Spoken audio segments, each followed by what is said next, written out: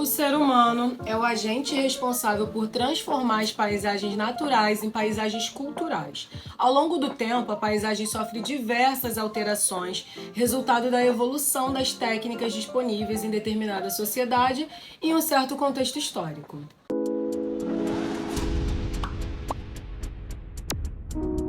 Eu sou Fernanda Senra, professora de Humanas e produzo constantemente materiais desse tipo para você.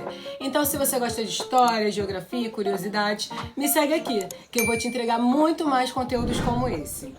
Como eu estava com muita saudade de vocês, quem ficar até o final desse vídeo, eu vou deixar um super presente, mas só para quem ficar até o final, hein? Aproveita e já deixa seu like para me ajudar a continuar produzindo muito conteúdo como esse para você.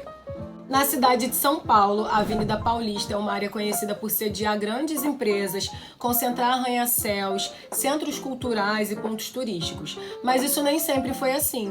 As alterações na sua paisagem ao longo do tempo são um exemplo de como as reconfigurações espaciais acompanham o ritmo das transformações sociais e da evolução das técnicas.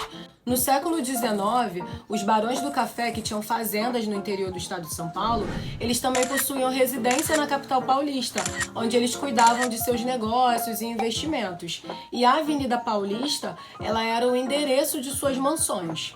Com o passar do tempo e com o avanço da industrialização e da urbanização, as casas cederam lugar aos prédios, transformando a avenida em um importante centro econômico. Essas transformações elas podem ser observadas em todo o mundo, uma vez que elas são resultado da ação humana, da interação da sociedade com o espaço geográfico. O trabalho ele pode ser entendido como qualquer mudança realizada pelo ser humano sobre as formas da natureza. Quando as antigas civilizações que se instalaram às margens do rio Nilo na África iniciaram seus plantios, elas estavam interagindo e transformando a natureza por meio do trabalho humano. Ao longo da história, importantes transformações ocorreram a fim de atender às necessidades humanas e os seus interesses.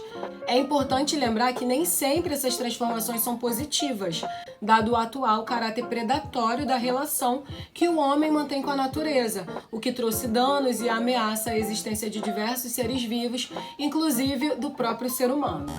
No entanto, não é somente o trabalho que estabelece a transformação do espaço, visto que ele também cumpre um papel determinante na definição das atividades humanas que podem ou não ser realizadas em um local.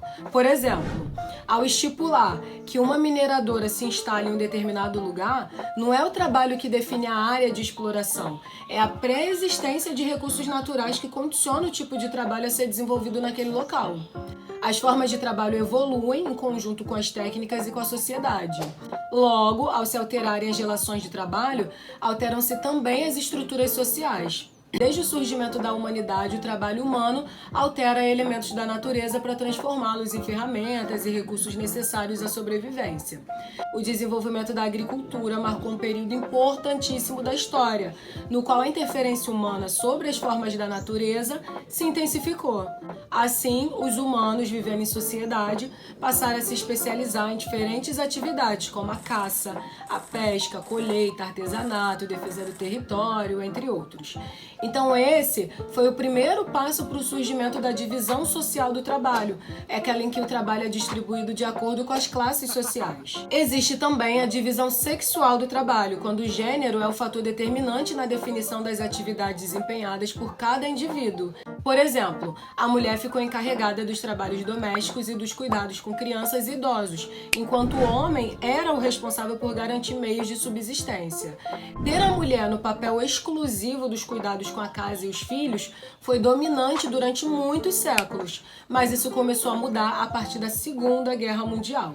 Ainda assim, as mulheres continuam sofrendo com a falta de equidade no mercado de trabalho e, em muitos casos, ganhando salários inferiores aos dos homens que desempenham as mesmas funções. Além disso, há diversidades relacionadas ao acúmulo de funções, já que ainda hoje as mulheres são responsáveis por boa parte das atividades domésticas, o que caracteriza a dupla jornada de trabalho. Com as inovações promovidas pelas revoluções industriais, houve grande mudança na relação da sociedade com o trabalho. Até então, ele estava ligado à subsistência, mas a partir de meados do século XVIII, passou-se a adotar uma relação de trabalho assalariado, no qual o empregado vende sua força de trabalho em troca de um pagamento que garanta sua sobrevivência.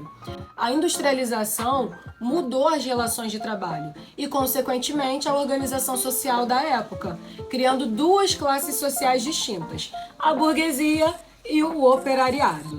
No atual estágio da globalização, ao mesmo tempo que as tecnologias facilitam diversos tipos de trabalho, elas fazem com que muitas atividades deixem de existir, uma vez que passam a ser desempenhadas por máquinas. A globalização também é responsável pela sensação de encurtamento das distâncias e pela mudança na relação do trabalhador com o espaço onde desempenha seu ofício. Se antes o trabalho ficava restrito às fábricas e ao escritório, hoje ele atravessa as fronteiras do lar e passa a ser realizado também dentro das casas. O home office é uma das grandes tendências de trabalho no século XXI, intensificado em meio à pandemia do coronavírus a partir de 2020 como uma medida sanitária. A introdução da tecnologia no trabalho trouxe maior exigência de conhecimento técnico. O mercado de trabalho, cada vez mais competitivo, exige formação, especialização e muito aperfeiçoamento. Esse fato produz também uma série de desigualdades, já que o acesso à tecnologia e à formação necessárias ainda não atinge toda a população mundial.